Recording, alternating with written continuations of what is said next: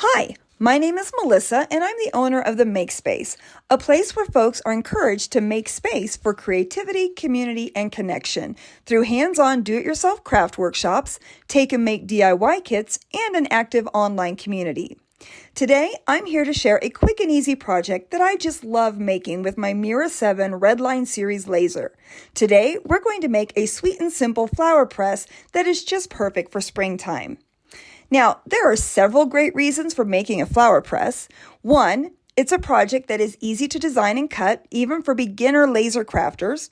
Two, it's a nice class offering, especially for greenhouses, garden centers, or botanic gardens. Where I live, there's a nice botanic garden that offers classes. I teach this flower press as a class there and sell the finished product in their gift shop.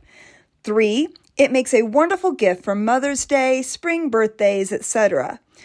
But mostly, 4, I wanted to make a flower press for purely selfish reasons because I had a few projects that I wanted to make that called for pressed flowers.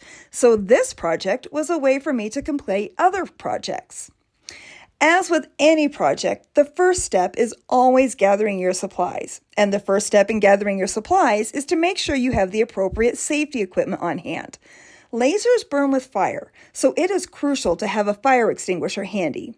You probably won't need it, but it is far better to have it and not need it than to need it and not have it. I also always wear dark glasses when working with my laser. I don't want to take any chances when it comes to my vision, and neither should you. Next, you'll need some 1/8 inch wood. I prefer raw MDF. Some adhesive. I prefer 3M adhesive, but a good wood glue or even spray adhesive will work too. Just make sure it's suitable for wood projects. Some thin corrugated cardboard. I buy cardboard sheets online, but you could totally cut up a cardboard box for this. Some flat tissue paper.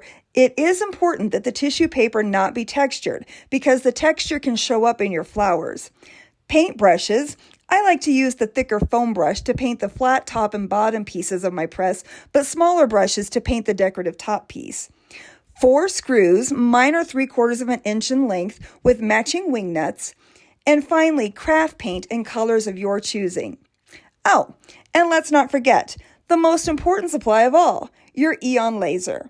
Mine happens to be a Mira 7 Redline Series laser that I have affectionately named Bernadette. Now, once you've gathered all of your supplies and equipment, it's time to start crafting. Now, there are flower press cut files that can be purchased off of sites like Etsy, but truly, it's easy to design a flower press yourself if you have a design program. I used Canva to design mine. You basically just need 2 wooden squares with holes cut in the corners for the screws and 5 cardboard squares with corner bits cut to fit around the screw holes. Then you can find or design a cute floral motif to decorate the top of your press. Again, I created my design in Canva. Once designed and uploaded to Lightburn, go ahead and cut your 2 wooden squares and the cardboard pieces. I cut 5 cardboard pieces for my press, but you can cut a few more if you have longer screws for your project. Once those pieces are cut, it's time to cut the decorative piece for the top of your press. Before doing this, however, you'll want to apply your adhesive if you are using peel and stick adhesive, which again, my preference is 467 MP adhesive by 3M. Once I've applied my adhesive, I always place my work adhesive side down in my laser. Obviously, if you plan to use wood glue or spray adhesive, you'll cut your piece first and then apply the adhesive. After all of your pieces are cut, it is time to paint. This is where your creativity can truly shine. There is no right or wrong way to paint your press. Do whatever your creativity leads you to do. Once the paint has dried, it's time to assemble your press. You'll want to sandwich the layers between your bottom and top pieces. Start by placing a piece of cardboard on top of the wooden bottom, followed by a square of tissue paper that is cut to fit on the cardboard. Follow that with another layer of cardboard and tissue paper. Continue this pattern until all of your cardboard pieces are used, ending with a piece of cardboard. The next step is to affix your decorative motif to the top of your press. Just peel the adhesive from the back of your design or add glue or spray adhesive if that's what you're using and stick your motif on top of your press. Next, you'll slide the screws up into the holes from the bottom of your press to the top and add the wing nuts to the top of the screws on the top of your press. To use the press, simply lay your flowers on top of the tissue paper layers of your press with the cardboard pieces directly on top of your blooms. Add the top piece of your press and turn the wing nuts to tighten down the top piece and compress the middle components. Wait 30 days and then loosen the wing nuts so that you can remove the top of the press and begin separating the layers and removing your now perfectly pressed petals.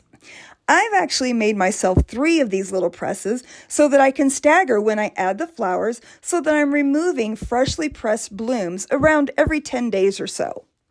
By following these few simple steps, you now have a beautiful flower press that is both aesthetic and functional. Whether you make this adorable project for yourself, plan to use it as a craft class offering, or gift it to someone special, this super simple project is a great way to preserve beautiful seasonal blooms so that you can enjoy them all year long.